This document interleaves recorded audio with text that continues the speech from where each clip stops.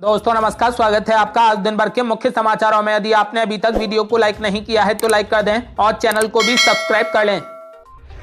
Congress party ने मोदी सरकार के बजट पर साधा निशाना, तो पीएम मोदी ने कांग्रेस पर बोला बड़ा हमला।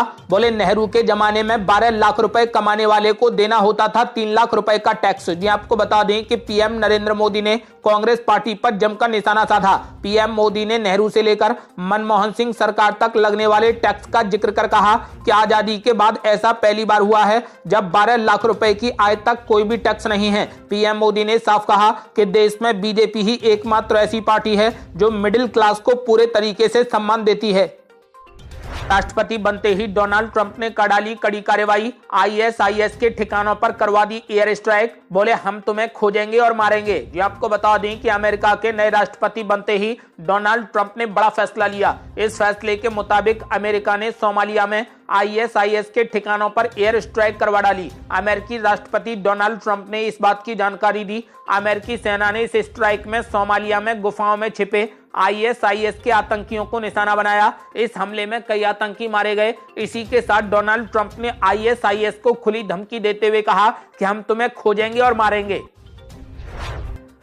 असम के मुख्यमंत्री हेमंत बिस्वा शर्मा ने राहुल गांधी पर बोला जबरदस्त हमला। बोले राहुल गांधी को अर्थव्यवस्था का ज्ञान नहीं। जी आपको बता दें कि राहुल गांधी ने बजट को लेकर बड़ी प्रतिक्रिया दी थी। अब उनकी प्रतिक्रिया पर असम के मुख्यमंत्री हेमंत बिस्वा शर्मा ने राहुल गांधी पर जमकर पलटवार किया। उन्होंने कहा कि राहुल गांधी ने बजट को गोलियों के घाव पर बैंडेड जैसा बताया था। इसके जवाब में हेमंत बिस्वा शर्मा ने कहा कि राहुल गांधी को भारत की अर्थव्यवस्था का कोई भी ज्ञान नहीं है।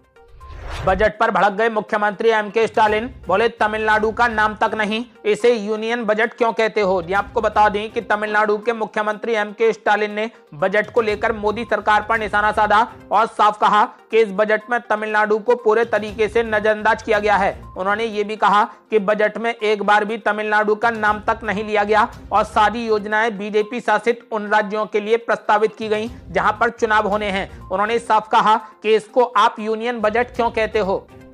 विदेश मंत्री एस जयशंकर ने आम आदमी पार्टी पर बोला जबरदस्त हमला। बोले जब भी मैं विदेश जाता हूं तो मुझे शर्म आती है। जी आपको बता दें कि विदेश मंत्री एस जयशंकर ने आम आदमी पार्टी पर जबरदस्त निशाना साधा। उन्होंने साफ कहा कि राष्ट्रीय राजधानी दिल्ली में बेसिक सुविधाओं की भारी कमी है जिससे उन्हें विदेश में शर्मिंदगी महसूस होती है। उन्होंने साफ कहा कि जब भी मैं विदेश जाता हूं तो मुझे ये स्वीकार करने में शर्म आती है कि दिल्ली में लोगों को बुनियादी सुविधाओं की कमी है। यहां तक कि नागरिकों को घर सिलेंडर, जल जीवन मिशन के तहत पाइप से पानी और आयुष्मान भारत योजना का फायदा भी नहीं मिल रहा। उन्होंने नागरिकों से आगामी विधानसभा चुनावों में सत्ता परिवर्तन के लिए वोट करने का आह्वान किया है।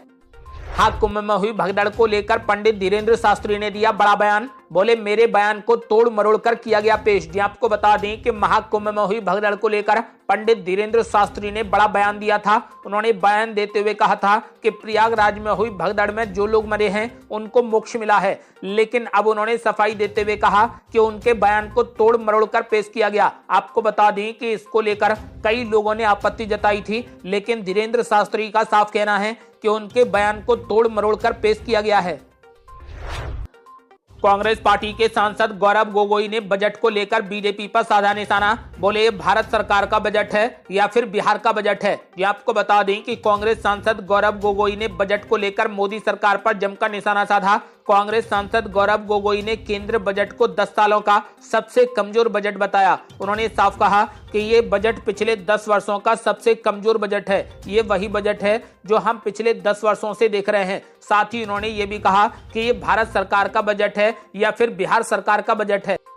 हरियाणा के मुख्यमंत्री नायब सिंह सैनी ने कर दिया बड़ा ऐलान। बोले दिल्ली में बनने जा रही भाजपा की सरकार, झूठ की दुकान पर लगेगा ताला। जी आपको बता दें कि हरियाणा के मुख्यमंत्री नायब सिंह सैनी ने बड़ा दावा कर दिया। उन्होंने दावा करते हुए साफ कहा कि 8 फरवरी को दिल्ली में भाजपा की सरकार बनने जा रही है। लोगों ने बदलाव का मन बना लिया है। इसके साथ ही उन्होंने आम आदमी पार्टी पर जमकर निशाना साधा। नायब सिंह सैनी ने कहा कि दिल्ली के अंदर 8 फरवरी को भाजपा की सरकार बन रही है। वहां जो झूठ की दुकान पिछले 10 सालों से खुली हुई थी उसे लोग अब समझ चुके हैं और 8 फरवरी को झूठ की दुकान पर ताला लग जाएगा। दिल्ली विधानसभा चुनाव के लिए चल रहा जोर शोर से प्रचार। अब आम आदमी पार्टी नेता राखी बिडलान ने जनता को दे दी बड़ी गारंटी। बोली, अगर 1 साल में मैं वादों को पूरा नहीं कर सकी तो अपने पद से दे दूंगी इस्तीफा। जी आपको बता दें कि दिल्ली विधानसभा चुनाव के लिए फिलहाल जोर शोर से प्रचार चल रहा है। इस बीच आम आदमी पार्टी की नेता राखी बिडलान ने बड़ी गारंटी देते हुए साफ कहा कि अगर वो 1 साल में अपने वादों को पूरा करने में असफल रही तो अपने पद से इस्तीफा दे देंगी और सभी सरकारी सुविधाओं को छोड़ देंगी। दिल्ली की मुख्यमंत्री आतिशी ने भाजपा पर लगा दिए गंभीर आरोप। बोली, आम आदमी पार्टी का प्रचार रोकने के लिए बीजेपी ने पुलिस को लगा दिया। जी आपको बता दें कि दिल्ली की मुख्यमंत्री आतिशी ने भाजपा पर जबरदस्त आरोप लगाया और निशाना साधते हुए कहा कि भाजपा दिल्ली में चुनाव हार रही है और बुरे तरीके से हार रही है। उन्होंने साफ कहा कि अब अमित शाह जी ने दिल्ली पुलिस को भी आम आदमी पार्टी का प्रचार रोकने में लगा दिया है। उन्होंने कहा कि दिल्ली की जनता ने अपना मन बना लिया है कि वो अरविंद केजरीवाल को ही वोट देंगे। उन्होंने कहा कि आप जितनी गुंडागर्दी करेंगे आम आदमी पार्टी का वोट उतना ही बढ़ेगा। आम आदमी पार्टी नेता अरविंद केजरीवाल ने अमित शाह और चुनाव आयोग पर बोला जबरदस्त हमला। बोले, कुंभकर्ण 6 महीने सोता था और 6 महीने जागता था, लेकिन चुनाव आयोग तो जागता ही नहीं। ये आपको बता दें कि दिल्ली विधानसभा चुनाव को लेकर जोर शोर से प्रचार चल रहा है। इस बीच अरविंद केजरीवाल ने गृह मंत्री अमित शाह और चुनाव आयोग पर जमकर निशाना साधा। उन्होंने साफ कहा कि रामायण में लिखा है कि कुंभकर्ण 6 महीने सोता था और फिर 6 महीने जागता था, लेकिन चुनाव आयोग तो शायद जागता ही नहीं है।